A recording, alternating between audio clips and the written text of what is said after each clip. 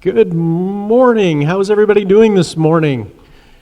Yeah, come on. I heard you up in the lobby. It was insane up there. It was sounding like a big party going on. It was fantastic. It just makes me smile. So welcome to everybody. My name's Evan Anderson. I'm with Gizmonics, and I get to be your MC today. Welcome to those streaming. I know that there's at least one who's normally sitting in the front row here that's streaming. So good morning, Janya. So welcome. Anybody new today that has never been to a 1 million cups? I see 1, 2, 3. All right, welcome. Yeah. Well, I hope this is the beginning of a new habit for you, because that can happen. We see people that kind of get hooked, and we certainly are hooked. We've been doing this for 13 years now. This is our 13th year of doing this. So I think for the benefit of our new folks, let's talk a little bit about what you're doing here. I don't know if you got drugged here by a friend or heard about us or saw us on Facebook, but basically 1 million cups every Wednesday morning, 8:30 here at Dakota Stage. We get together and we put an entrepreneur, community builder, somebody that's doing something really neat in our community, put them on this stage and let them tell their story. And gives us a better understanding of some of the neat things that are going on in the community that we may not otherwise know about, but also gives us a chance to interact with our speakers too. We're going to do a Q&A. Gives us a chance to help lift them up and really lift the whole community up with them. So that's what we're doing here. And the takeaway really is, can we change the face of our startup community over 1 million cups of coffee? That's our mission, if you will, right?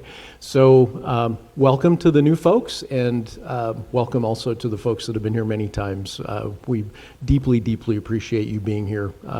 It takes a speaker, it takes an organizing committee, it takes our tech booth, but without you people here doing this and asking the questions and being part of this, then we're just standing here in the dark. Yeah. So thanks for being here. Okay, we like to thank our sponsors. These folks also do a lot to help keep this thing going, and many of them have been involved for a lot of those 13 years. So if you see any of these folks, please thank them. Let them know that their support is appreciated and well placed. We've got 3 pages of sponsors, which is pretty cool, and then we've got a 4th page too. And these are the sponsors that allow their folks to come and spend some time with the organizing committee or help on Wednesday mornings to get everything set up or torn down. So really appreciate all of these folks making this happen. It takes a village, very much so, and we've really amassed over the last 13 years some great people to help do this. Okay, as I mentioned, Ross is going to be our mic runner. Ross, you're sitting over here. What the heck? There's an empty Ross spot over here. Oh, this changes everything. Okay. Just give me a minute. I'll be okay. Anyway, Ross will be running the microphone around. So as Thomas is talking today, be thinking about some good questions you might have for him, and raise your hand when we get to the Q&A, and Ross will get you that microphone. All right, we got some community announcements. I always like to start with National Day. We have Mr. National Day here today. Welcome, Marlo. It is National Repeat Day. It is National Repeat Day. See what I did there? Yeah. That's kind of the spirit of it, right? So repeat yourself. Go watch a movie or a show that you really enjoy that you can watch over and over again, or call your mom twice and say hello today, something like that. Really kind of a cool, and then Thomas is going to share later an oath that the Scouts use, and that's one that I'm sure you've repeated many times. And so anyway, National Repeat Day. Is 3 allowed? No, okay. I better stop there. All right. Okay, business builders. All right, good morning, everybody. Tyler DeMars with the North Dakota Small Business Development Centers. Those that have been here a number of times are well aware of Business Builders webinars, but I like to keep reminding folks. So these webinars, the SBDC, we advise 1,500 to 2,000 entrepreneurs in North Dakota a year. What we do as a network of advisors is kind of aggregate questions that we either don't have the expertise or the bandwidth to go deeper with our clients on. And we find subject matter experts that are a lot smarter than us in these areas to do these monthly webinars. They're free, available to anybody who wants to go on our website. And Q4 me one more time. Anybody that wants to go to our website at ndsbdc.org/on-demand there. You do have to register for them, but they're free content that you can access. There are also dozens and maybe over 100 now they're now archived on our website. All of those previous webinars we've done you could watch and consume. You'll notice this one, May 12th, has already passed, but like I said, it's archived on our website if you want to watch it. I did want to highlight this one on June 9th coming up. This is Michael Danielson with the Veteran Business Outreach Center. So he's going to be coming to talk about how to save money and starting the logistical pieces of your businesses, registering an LLC or an S Corp or whatever legal entity you choose, getting an EIN number, setting up your sales and use tax permits. So there's a lot of third-party vendors out there, the LegalZooms of the world, which do a good job in that space, but they're going to charge you $300 to $500 to do some of those steps. Michael's going to show you how to save some money and do it yourself. Our Secretary of State team here in the state does a really good job with supporting our entrepreneurs there. So also, Michael is going to be on our 1 Million Cup stage September 16th here coming up, talking about VBOX. So please stay tuned for that. All right, one other thing I wanted to mention this morning is Al Hout was here last week or 2 weeks ago, and he just mentioned this Freedom Pitch, part of America's celebration of 250 years. So this is a national business pitch competition that's being organized by the SBA, and I would love for some North Dakota businesses and hopefully some Bismarck businesses at least to apply for this and hopefully get to go to DC and actually pitch their business to the SBA to try to win this thing. So a couple of qualifiers for this. It has to be a small business, so under 500 employees. I think most businesses we know qualify by SBA standards there. It has to be in operation for 3 years, and it has to have $100,000 in top line revenue. So it has to achieve $100,000 in annual sales at this point. They are weighted towards businesses that are both scalable and innovative in some way. So businesses that are leveraging technology are given preference and will get jumped up in the grade and evaluation. But if you're interested, that deadline is coming up June 10th here. Please help spread the word on this. I bet everybody in this room can think of somebody that would qualify for this and maybe should apply. So please give them a nudge and let them know that sba.gov/freedom250 is the website they can go to find out more and get their application in by June 10th. So thank you.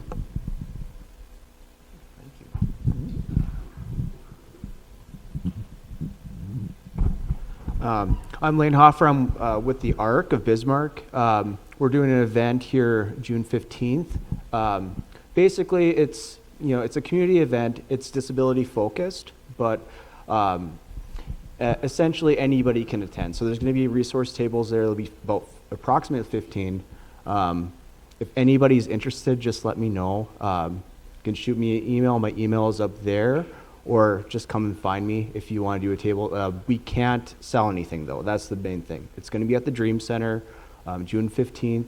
It's free admission, so if you just want to just check out and network with people, it's a great opportunity. And just find out more about some of these organizations. There's some really good, Kristen Dvorak, Julie Hornevet, Kayana Roker. They all are very knowledgeable, and they're going to share their knowledge with you guys. Thank you. All right, anybody else with an announcement this morning? All right, hearing none.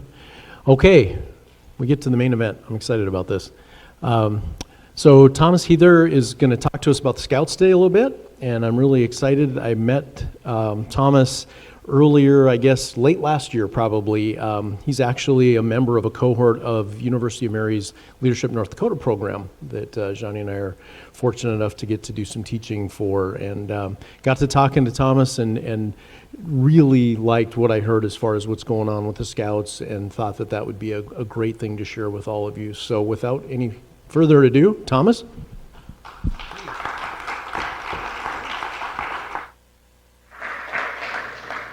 All right, well, good morning. As Evan said, my name is Thomas Heather. I am the Assistant Scout Executive for the Northern Lights Council, and I'll talk to you a little bit about what Scouting is doing here in the Northern Lights Council and as a national organization. So let's start off with, I got a little video here.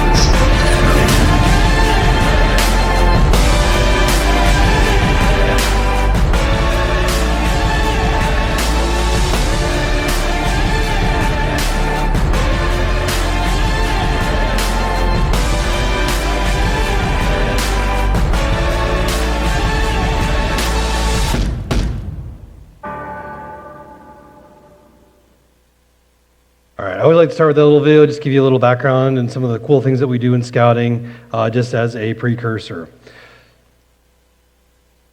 There we go. So the Northern Lights Council, to start off with, is the entire state of North Dakota, about a fifth of Minnesota, 2 counties in Montana, and 2 counties in South Dakota. We are one of the, if not the largest, geographical council in the lower 48 for scouting. The only one that might have us beat right now is the Montana Council, directly to our west. But we have scouts all across this area. I'm going to talk a little bit about what that numbers are. But our headquarters city is actually in Fargo, North Dakota. That is our headquarters city. And then we have an office here in Bismarck that I serve out of the western side. But we have a very large geographical presence across the board. So just a little bit about me. I always like to talk a little bit about myself and how I got here to Bismarck, North Dakota.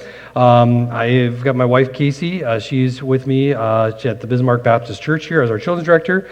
I've got 3 children, Jerica, Joshua, and Jace. Jerica is a scout. She likes to say she's our first one in our family to go through the Cub Scout program, and she's currently with Troop 11 here at the AMVET Center is their charter organization, and she is working towards her Eagle Scout. My son Joshua is our 8-year-old. He is in our Cub Scout Pack 150.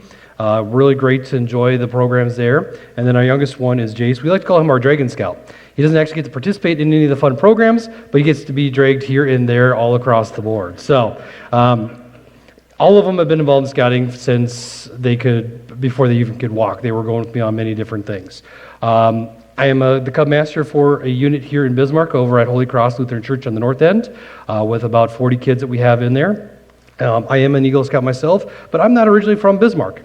I'm originally from Montana, and I started my career in scouting in the Montana Council before relocating over here to North Dakota in 2017.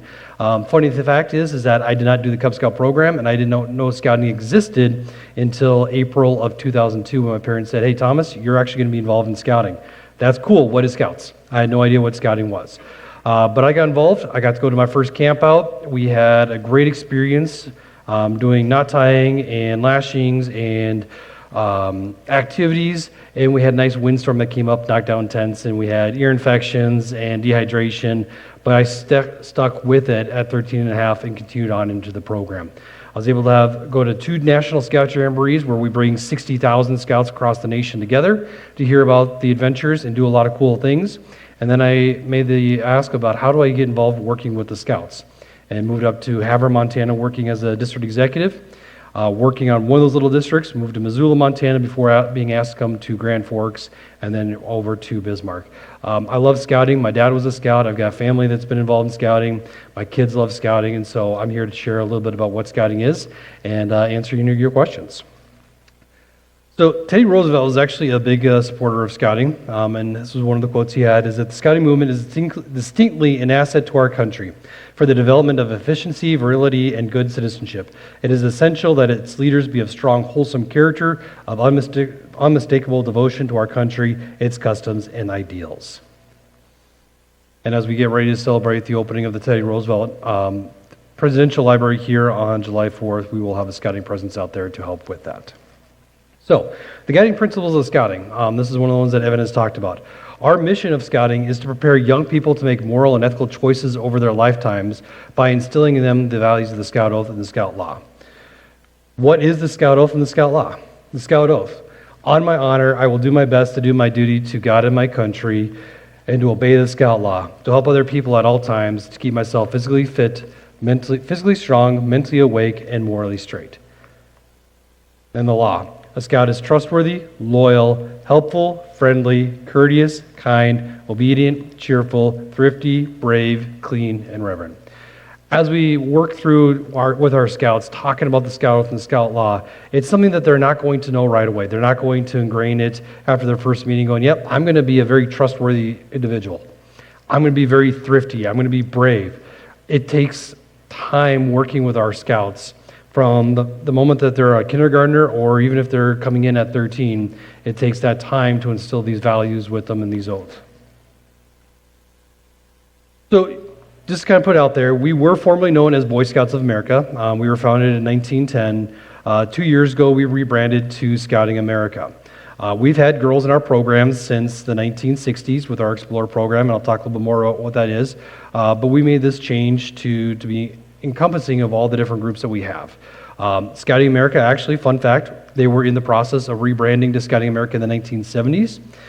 So they didn't actually complete in the 1970s, but we did make that completion here in 2025 as Scouting America. So they've been in the talks about rebranding since the 1970s, and they officially did it in 2025.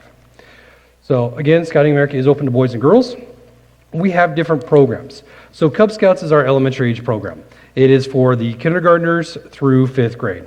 And that is really where we start off with, is that we've got a lot of adults that are pouring into these young men and women, having some fun adventures. They're put into grade levels by what we call dens.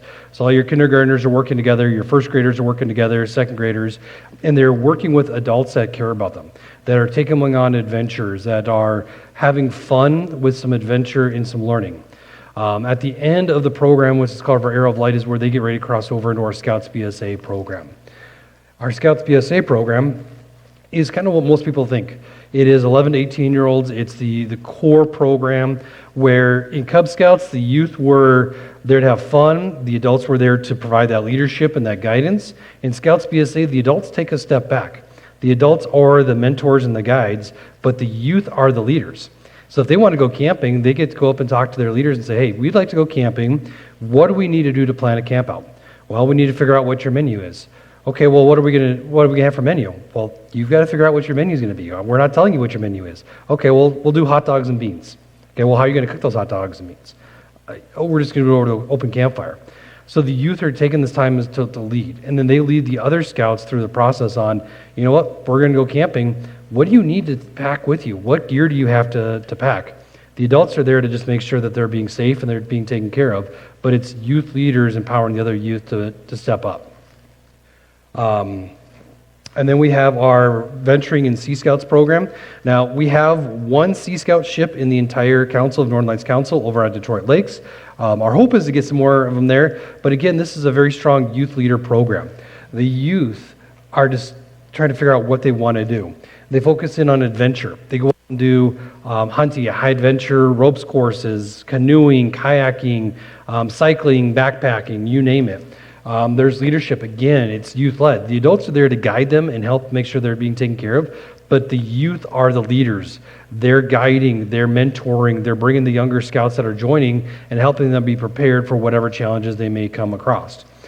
Personal growth, setting standards of how do we overcome these challenges. Maybe I don't know how to go scuba diving, but I want to learn to go scuba diving. Maybe I'm afraid of heights, but I'm going to go over and do the zip line course. Having that personal growth. And then service. We do a lot of service projects in scouting. Our biggest one that we do is scouting for food. Many of you probably in March have received a door hanger on your door asking for donations for food. Those food donations go to local food pantries. That's one of our big service projects we do. There's a lot of them that are out there doing highway cleanup. Service projects at schools, from cleaning up trash to maybe there's some painting that they're going to be doing, but Scouts, we love to get back to the communities and do service projects. And then exploring. So exploring is like probably the best kept secret that we have in scouting. And it's been around just as long as Scouts BSA and our Cub Scouts, but is a career-based program that we have where students get to have some hands-on experience in a career field that they may be interested in. Let me ask you this really quick, is how many here in businesses have enough employees or know where that next generation of employees are going to be coming from? Usually that's the case, is they're always trying to figure out how do we get employees, how do we retain employees. Exploring is a great opportunity where youth can go into a career field that they may be interested in and say, you know what, I want to learn more about nursing or medical, and they can start doing the process of seeing what that looks like as students in high school to see if this is where they want to go. They may find out that, you know what, I want to be a nurse, but as I get in there and I realize that I'm afraid of blood, well, maybe they don't need to go, they don't want to be a nurse, maybe it's x-ray or dental or something else they want to do. And so it can help them find ideas of where they want to be or where they don't want to be. It's also a great opportunity just to prepare these youngsters to get ready for whatever career path they are. With law enforcement, they actually, in certain areas, they use this as a stepping stone into the academy. So if you've completed your Explorer training, you can get automatically into a law enforcement academy to be a sheriff's deputy, a police officer, border patrol, wherever you may go, they use this as kind of that stepping stone to help recruit individuals as well. And the other thing is it helps retain individuals locally. So instead of having youth go off to Minnesota or Colorado, it can help retain them here locally in our home councils, our home states. So what are the aims of scouting? Scouting really focuses on character development, leadership, citizenship, and personal fitness. These are the 4 key areas that we want to focus on in scouting and help prepare these young individuals to achieve. We do that by breaking them into groups. So again, like I talked about with the Cub Scouts, they're in individual dens based on grade levels. For the Oilers, they're based on what we call patrols, where they elect a patrol leader to be their leader. And they change that every 6 to 12 months, they'll change and elect a new leader. And initially, it will start off as a popularity contest. Well, I like this person, we're going to elect this person to be our patrol leader. Over time, though, they'll start realizing that this is the individual that I want us to lead as our senior patrol leader, the youth that is over the entire troop. We're going to elect this person because they've got the leadership skills to help us to grow as a unit. Or this person's got the skills to be the quartermaster to help organize our tents, to make sure that our camping gear is ready to go.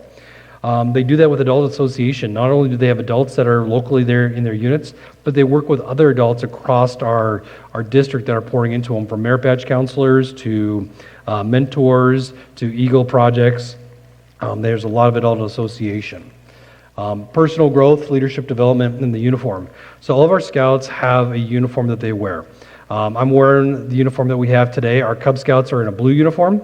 Our Scouts BSA and adult leaders all wear a tan and green. Our venturing is all green. Then our explorers, they have their own individual uniforms. But the uniform is designed to help make us all the same. No matter what your economic background is, where you come from, when we're in our uniforms, we're all the same. We're all scouts. We want to work together to better ourselves, to work towards our leadership, our personal development, our citizenship, and our personal growth. Okay. And so Robert Baden-Powell was the founder of Scouting Worldwide. He founded it in England in 1907, and then in 1910, the Boy Scouts of America was founded. Fun fact, the founder of the Boy Scouts of America, his name was William Du Bois, was a newspaperman from Chicago. Has anyone recognized the name of William Du Bois before? You got to start as a newspaperman in Carrington, North Dakota. So the founder of the Boy Scouts of America got to start as a newspaperman here in North Dakota before he went over to Chicago and then was on a trip to England when he actually got lost in the fog. And a scout came up and said, "Hey, can I help you?" And the individual says, "Yeah, I'm lost. Can you help me find this area?" Well, the scout took him to wherever he needed to go, and William Du Bois was going to pay him. He goes, "No, sir, I can't take your money. I'm doing my good turn today." And so that really started him thinking about what scouting is. So advancement. Advancement is one of those key elements that we do is we want our scouts to advance. And it's going to be a little bit different for Cub Scouts and Scouts BSA in venturing. So Cub Scouts is really broken down by their grades. They will work towards advancement that are age appropriate for their grades. So kindergartner, they're called lions.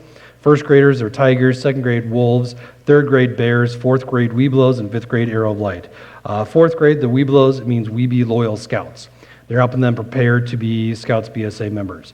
Their programs are geared to whatever their age level is. So like our Lions and Tigers, we're not going to take them on a 5-mile hike. They're going to start off with a 20 or 30-minute walk. There's a lot more fun in games as they progress through the years. Their programs are going to get a little bit more intense, from a 20-minute walk to a mile to a 4-mile walk, from 6 essentials to 10 essentials for their gear, to having more leadership. In Scouts BSA, it's personal growth. It's not based on grade level.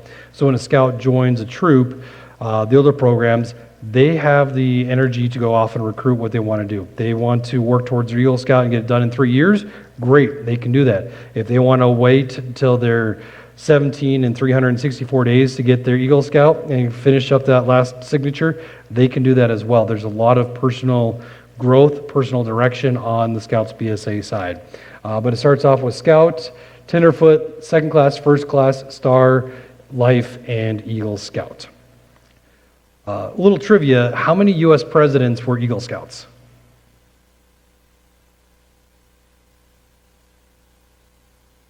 One. And he was actually the only U.S. president that was not elected. Gerald Ford was the only Eagle Scout president of the United States. We also have our duty to God, and so all of focus is a reverence toward God. There's faithful to the religious duties and respects the convictions of others. There are religious emblems that they can work towards to learn more about their personal faith, whatever their faith is. But we do recognize that every scout should have a duty to a higher power, whatever their belief is, and then they can dive deeper into their own religious backgrounds to learn more about what that is. Merit badges. So I talked a little bit about Exploring being a career-based program. The Merit Badge program is very similar, where they're able to explore individuals and careers that they may be interested in or hobbies that they may be interested in. To earn the Eagle Scout, there are 12 required merit badges that they have to complete. You can see the 12 that are listed there. They have to do cooking, personal fitness, citizenship in nation, first aid, citizenship in the world, communication, camping, personal management, family life, swimming or hiking or cycling, emergency preparedness or life-saving, environmental science or sustainability. Those are ones that they have to do. Other than that, there is over 140 merit badges that they can earn in different careers or hobbies, from American heritage to nuclear science to canoeing, scuba diving, you name it. They're always adding more and more out there. They're just launching an AI merit badge, which has been pretty popular, and then they're working towards a drone merit badge now as well. So a little bit about what the Northern Lights Council is. So we work with communities. We want to have our scouts out there in the communities to have an impact, to help the communities through cleanups, organizations. For those individuals who maybe sports isn't the quite thing that they were looking for, scouting can be that aspect. Or if they're in sports, they can do scouting at the same time. But we work with different communities to be a part of the community. We want to be ingrained. Here in Bismarck, we have over 30 Cub Scout packs and Scout BSA troops meeting at different locations. They help with, like I said, service projects, talked a lot about that. Scouting for Food is our biggest one that we do. We partner with adults. So we have adults that are a part of our Cub Scout programs, our Scouts BSA programs. In the Cub Scout program, the kindergartners and first graders, they have to have a parent there with them all times, which is really great. And that's what I try to explain to our new families joining, is that scouting isn't just for the kids. Scouting can be for the whole family. So many families now, when they come to join scouting, have no idea what scouting is, but many parents have no idea how to go camping. I love this story. I've got a single mom who joined our pack. She goes, "We want to go camping, but we don't have a tent. Can we borrow a tent?" "Yes, we can get you to borrow a tent. We can borrow a tent." "Do you know how to set up this tent?" "I have no idea how to set up this tent." "Okay, no problem." So I was able to help her build and get that tent set up. "Do you have enough gear that you're going to stay warm that night?" I think so. I think we've got enough stuff." "Well, I'll come the next morning. How'd you sleep?" "It was a little chilly." "Okay." Next time they came, they bought their own tent. They've got new camping gear. Her son is having an absolute blast, and she's one of our leaders now. And by just having that ability to show her, here you go, we're going to show you how to set up a tent, how to borrow a tent, what type of tent is, we're getting more families to be involved as well. And she stepped up to be one of our leaders because she believes in what the program is from just that little act of kindness. We do have our adults go through background checks and safeguarding youth training because we want to protect our youth, we want to protect our adults, we want to make sure that they're all background checked, and they redo those background checks every 5 years. We have our barriers to abuse. We take care of protecting our kids and our adults very, very seriously. There is no one-on-one contact between a youth and an adult unless that youth is their own child. We want to make sure we have 2 deep leadership at all times. Even with the communication online, is if you're going to send an email, you can't send an email just to the kid. You have to include another adult on it. If you're going to send a text message, make sure you include another adult on there because we want to make sure we're protecting, again, the kids and the adults from anything that could potentially happen. We partner with organizations for our funding. We are a nonprofit. We get our funding from direct solicitation of donations to special events. We do a little thing called popcorn. You may see popcorn going around this fall. Charter organizations are all part of how we fund our organization. Every dollar we spend, we have to raise, and we do that across the entire council. So here's a little bit of our metrics. COVID, like most places, really, really hurt us. Our Cub Scout programs tanked during COVID because Cub Scouts, younger kids, they really don't know how to interact online. Our older programs did really, really well during COVID because they could move over to doing virtual meetings. But over time, our troops now, the older programs, are starting to suffer because we don't have all those Cub Scouts. We are seeing a big growth in our Cub Scout program. We're getting more of our Cub Scouts. They're going to be crossing over to Scouts BSA. We've had some ups and downs, like every organization, but we are on the up and we are growing. You can see kind of what our numbers are looking right now. The other thing that we had that's really kind of impacted the entire organization is they changed our what we call our recharter process. I won't bore you with the details on that because it's really complicated, but they gave us a hurdle that made it really, really complicated. But you can see what the overall organization is right there. Currently, as of May, we have 204 units, 104 Cub Scout packs, 84 troops, 5 crews, 13 Explorer posts. To date, we had 23 Eagle Scouts, 3,774 youth ages 5 to 20. Our big push is in the fall, and we are anticipating to get upwards of close to 6,000 youth this year. This is kind of what our goal is, and then 1,547 adult volunteers. So I just want to really share, we just actually put this out. What the Harris Poll is our Eagle Scouts. They did a survey kind of figuring out how do Eagle Scouts stand up to others in regards to well-being and outlook of life, health and activities, leadership and civic engagement, and character and values. And so they actually found that Eagle Scouts are happier with life than the outlook. They've got healthier relationships, they're more positive, they're not as lonely, they're out there having a good time, and they're being more active with their communities. They're also being more active. They're not sitting home playing video games. They're out there doing walking. They're not so much in there drinking or doing cigarettes. They're out being a lot more active. They're enjoying camping. They're enjoying nature, going to the gym. Whatever their preference is, they're being a lot more active and getting outdoors a lot more. Leadership and civic engagement. Probably no surprise is that our scouts, even Eagle Scouts, are more engaged with the community. They're being community leaders. They're helping with initiatives. They're doing whatever they possibly can to help with their local communities. Now, I give the statistic that only one Eagle Scout was a president. The vast majority of the presidents since the founding have had some sort of a connection to scouting over the course of their life. But Gerald Ford was the only Eagle Scout that was the President of the United States. Right now, if we're looking at North Dakota, so former Governor Burgum, he made it to Star Scout. There's a cool story about him not able to make his Eagle Scout, but he was a former Scout.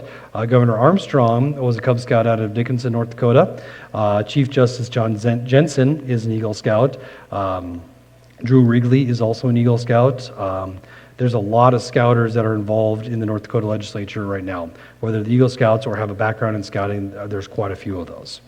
And so we're seeing this as those scouts are getting involved in leadership and civic engagement. Character and values, we just talked about the Scouts and Scout Law. They're ingrained. They're more apt to make sure that they're going to stand up for what's wrong.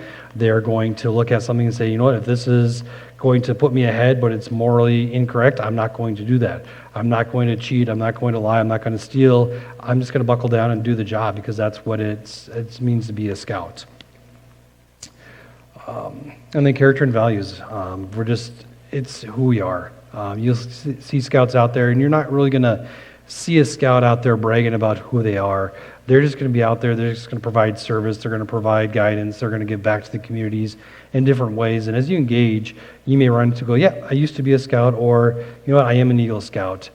They're not going to shout it from the rooftops, but you'll see that in their actions, their character, how they're serving their communities. That's where you're going to see that they may have had a background in scouting. So I appreciate being able to talk a little bit about what scouting is. There's a long history of what scouting is, a lot of challenges that we've overcome in the past couple of years. If you ever feel like you want to sit down and talk a little bit more one-on-one about what scouting is, feel free. I love talking about scouting. This is what my calling is. My kids love scouting. My family loves scouting. You'll run individuals that probably love scouting just as much as I do. So if you want to talk more, I'm here to talk. So thank you.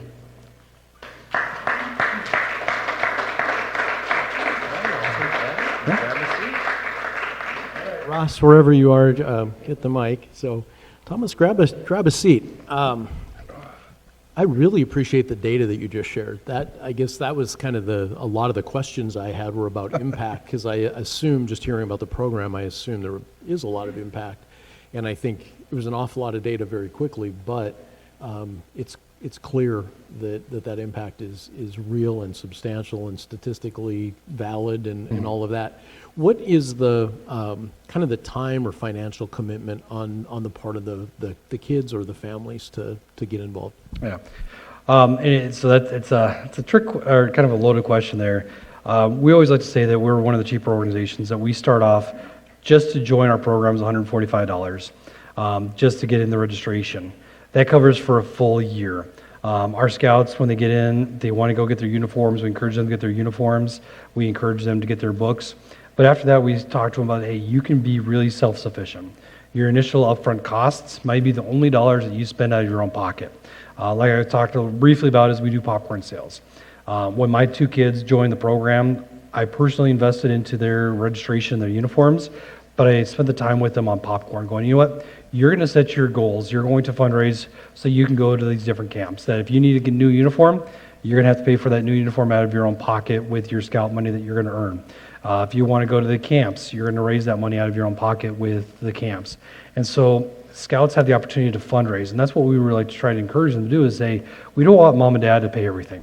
There are often times where mom and dad may have to pay a little bit to help them off wherever they may be going, but we want them to encourage them to go out and do fundraising so that they can go with their different adventures.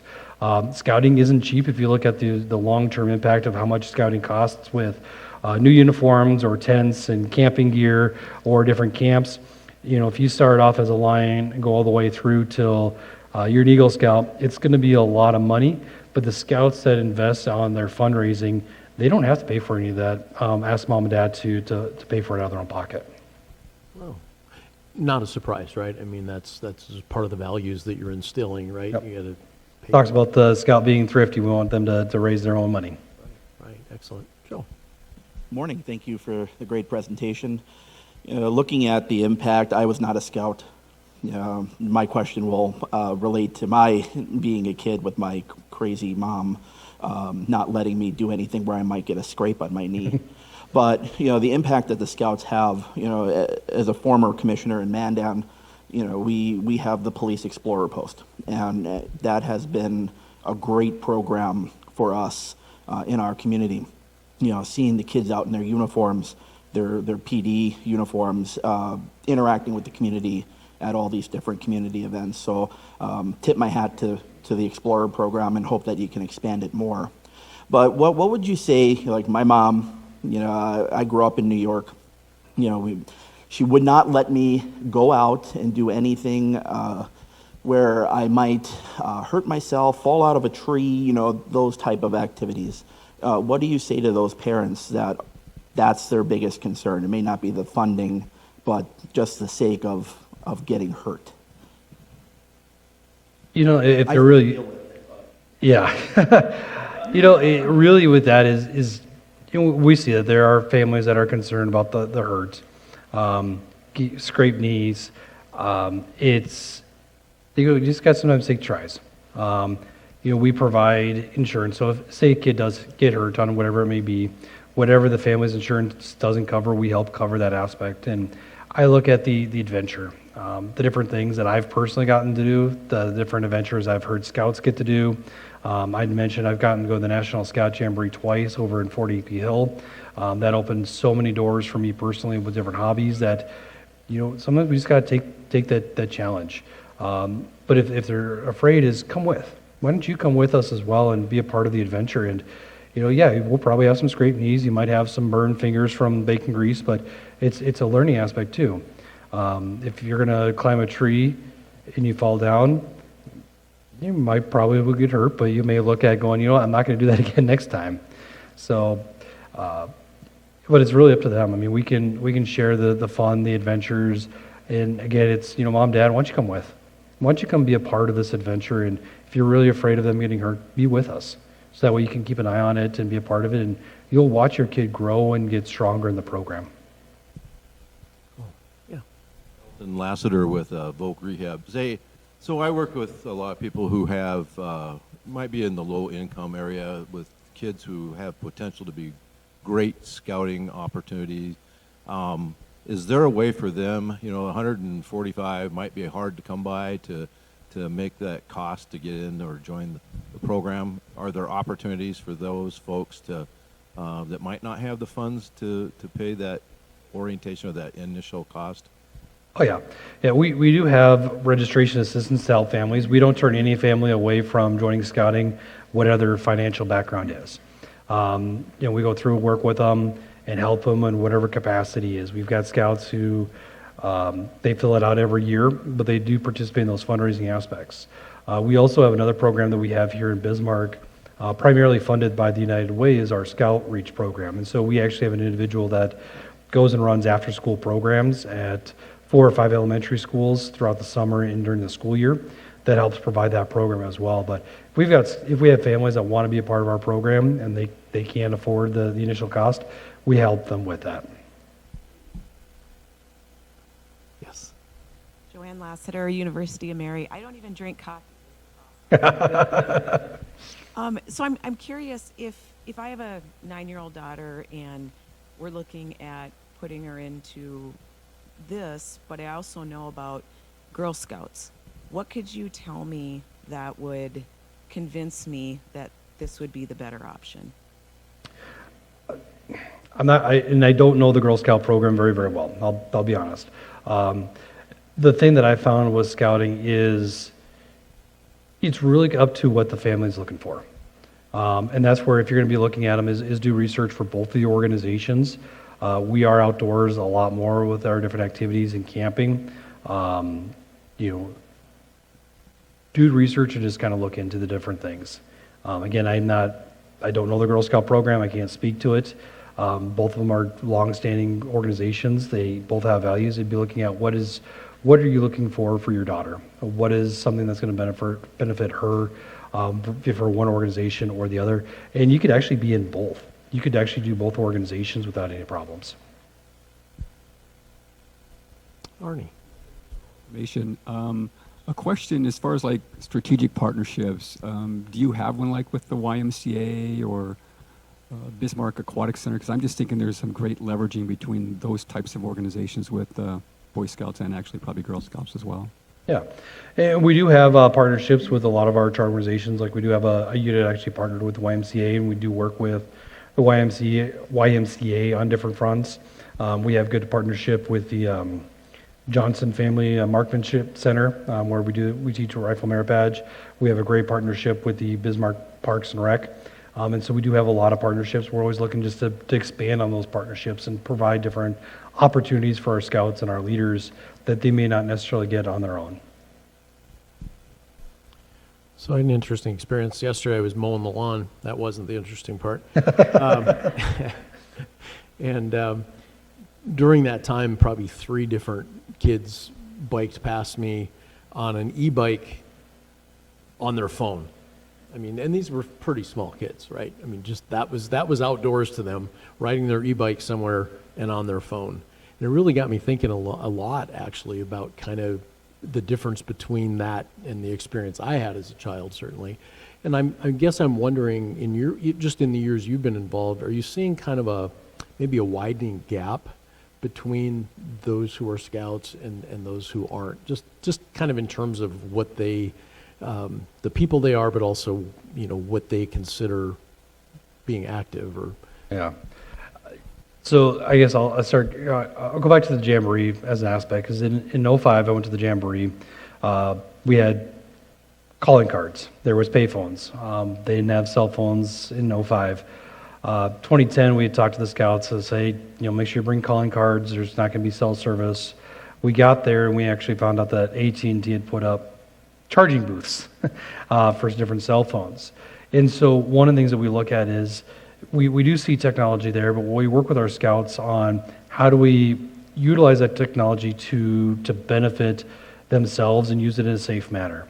The video that was put out here is great. We can share that video. We can show what scouts do, but a 13, 14-year-old kid that's going canoeing and taking a picture or a selfie and sending it to his buddies or her friends about the adventure that she or he's doing on canoeing or ziplining, those friends are going to be more open to going, hey, that looks really cool. How do I do the canoeing? How do I do the ziplining? How do I do scuba diving? And so we try to find ways that yes, we recognize technology is there, but we don't want to say technology is bad. How do we utilize it in a way that's going to benefit the scouts and their families? We have some of our troops that'll say, during our campouts, we're not going to use cell phones. If that's what the troop and the leaders want, that's fine. I look at it as, what can we do to use that technology to share what we're doing? Because a lot of times, families have no idea what scouting is. If I was to talk to you individually just about, what do you think scouting does? Who we are? A lot of people will go, I don't know what scouts are. We don't know that you exist. We thought that was a dead organization, because we don't share who we are. And so utilizing technology to share what it is and put it out there on their Facebook, their Instagram, their TikTok, their Twitter, or X, or Snapchat in a positive manner shows that, hey, these are some cool things that we do that you could be a part of as well. And so we don't back completely away from technology, but we also try to find ways to use it in a method that's productive to the scouts and to the families. And just from what I've heard, I would guess there's a lot of similarity between the experiences that your scouts are having today as they were in the 19-teens. I think there's been a lot of common threads, whether it be, the oath and the kind of the mission of the organization and the kinds of activities that they're doing. So I think that's kind of the core that you're anchoring to. Yeah, right? yeah, not a lot of change. Yeah. Tyler. Okay, well, Evan's question kind of hit on part of what I was asking, so he kind of answered part of mine already. Glad to hear that technology is being utilized and you're finding positive ways to use that. But you mentioned COVID was tough for Scouting America and for Boy Scouts of America, and that kind of amplified the kind of anxious generation behavioral traits and mental health issues that we're having with young people. I'm curious, with Scouting America, you look at these videos, and it's just great to see kids having fun, and there isn't a phone in any of those videos, right? Yep. Like the branding conversation at Scouting America, you guys have such a strong core value proposition that goes back decades. Has there been any talk about how we market that for Scouting America? And this is an experience, a limited technology experience that kids really need right now. I'm curious, internally or community partners, how those conversations are going. Yeah, and that's actually where we're starting out right now, is trying to have some more of those conversations. Is how do we market scouting in such a way that talks about the social aspect of bringing the kids together, bringing the adults together. And we're spending a lot more time on those marketing discussions, just because we don't market ourselves very well. We don't market about these opportunities. Last year, our national council had partnered with, I'm trying to remember the running back's name, David Montgomery, with I think it was the Lions. He's an Eagle Scout, and they shared some marketing stuff with him, a little bit about what his scouting experience was. But it was just kind of the starting step into what those marketing aspects are. I think right now as an organization, we're not really good at marketing ourselves. And what those steps look like on how to market ourselves are areas that we're exploring a lot more about. Because, those kids aren't having cell phones.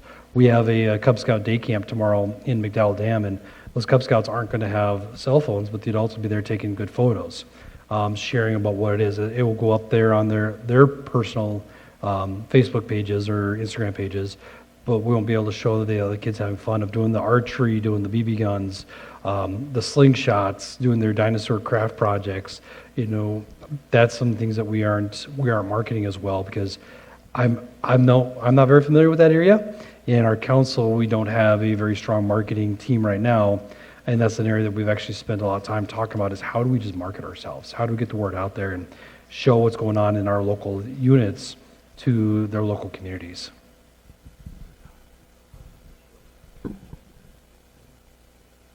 Yeah, look into that. They're our best marketers.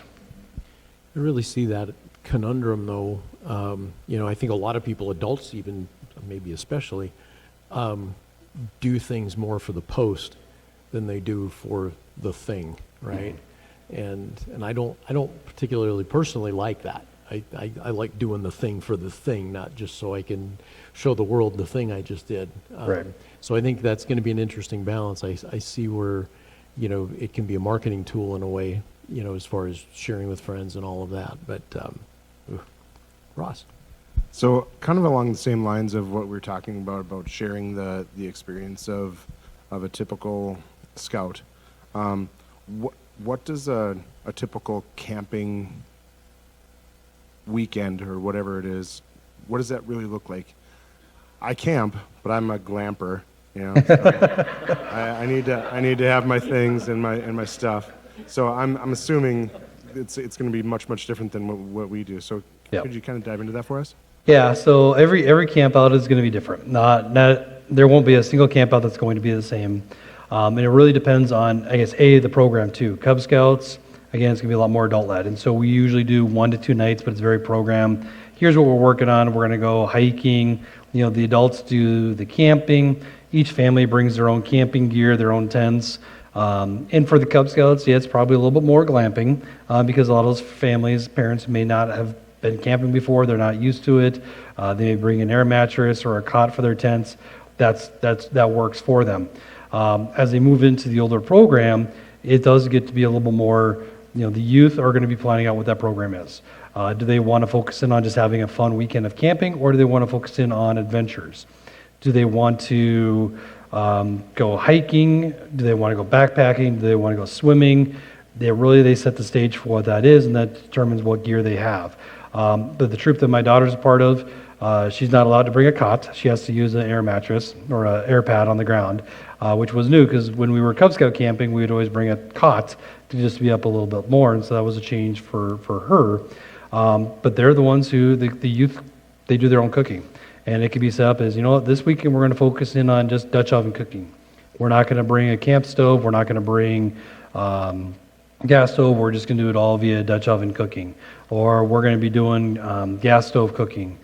Maybe it's campfire cooking. So they really kind of set it. So it's really hard to say what an average camp out looks like because every camp is going to be different depending on what they want to do. Some of the best ones that I've seen are just the ones that you just go out and have fun. You just play games and go fishing, and there's a lot of structure other than you've got your meals and the kids are having fun. Yeah. Hi, Tammy Schmidt here, in longtime scouting family. So I kind of just want to give like my personal view of what scouting has done for our family. My boys now are 24 and 20. They're both Eagle Scouts. I had one that we drug along, and so then they were 4 years apart. So he's like, "Mom, I've done this." I'm like, "Yeah, but you did it when you weren't a scout, so now you have to do it again." So we had a lot of that. But we found a troop that kind of wasn't like in our, like the boys from our school didn't go there. So my kids got other friends out of like their everyday school. And now, after they've gone through scouting and they became Eagle Scouts, they've been out of school. My oldest will be out of school for 6 years from high school. And when I look at like who he hangs around with, it's his scout friends that he's built those memories with. And then two, when I run into those kids, those were the kids that instead of being like, "Oh my God, that's Jacob's mom, don't look her in the eye, just keep walking," they would come up and they'd be like, "Hey, Tammy, how are you? What's going on? What's Jacob doing?" You know, like we built relationships with them as families, and that's what I see that scouting has instilled in the kids and has done. They've really got them into to be citizens. And then also too, for the fundraising, my youngest was in a school project, and I don't know, they won something, but go to the next level, it was like $300. And yes, I kind of created these like demons because my son's like, "Oh, we can just fundraise for that. That'll be super easy." And I'm like, "Oh my gosh, that's all from scouting." So yes, it does create these monsters, but no, in a good way. Like they are not afraid to step up and do stuff. And I think that's what scouting is. Well, there's a nice Thanks, Tammy. testimonial. I'm not surprised. I guess you look at this information, it's like who wouldn't want their child to have those values and those experiences, or who wouldn't want their child to be a friend of somebody like that or like that person in their community. So fantastic. I think we made it to the last question. Ross, are you ready? Mr. Might be. Glamper. Yeah, my glamping is probably frowned upon on the Scouts, but Thank you very much for your presentation. I mean, I think we've all, thanks for the kind words of your kids being in it, and you know that gives us a really great insight of what those kids can be, and what that training and what this organization can do for our youth. So thank you very much for all of that. What can we as the 1 Million Cups community do to help you to continue to succeed? Honestly, just share a little bit about what you heard today and open doors. We're always looking for new ways to partner with organizations. We have lots of different events we use for fundraising. If any of you are clay shoots, we do have a clay shoot coming up in July. You're welcome to come out and have some fun doing clay shoot, but spread the word. Just hear about what you heard today and have them get in contact to learn a little bit more about what scouting is. Excellent. Another round of applause for Thomas. Thank you, Thomas. All right, looking ahead, we've got Lemonade Day. Tate with the Chamber EDC is going to be here telling us about a great program that also has got some years under its belt now, too. Looking forward to that. We got Lifestyle Chiropractic on the 17th, and Next Play Rec Center, a very new, cool rec center coming in Bismarck, and he will be here. Jared's going to be here on the 24th. These are all the ways to stay in touch with us. Facebook's a good way to find out upcoming, that sort of thing. We do stream this out on YouTube, and we record them and archive them out there too. So if there's one that you'd like to, if you miss one, you can go check it out there.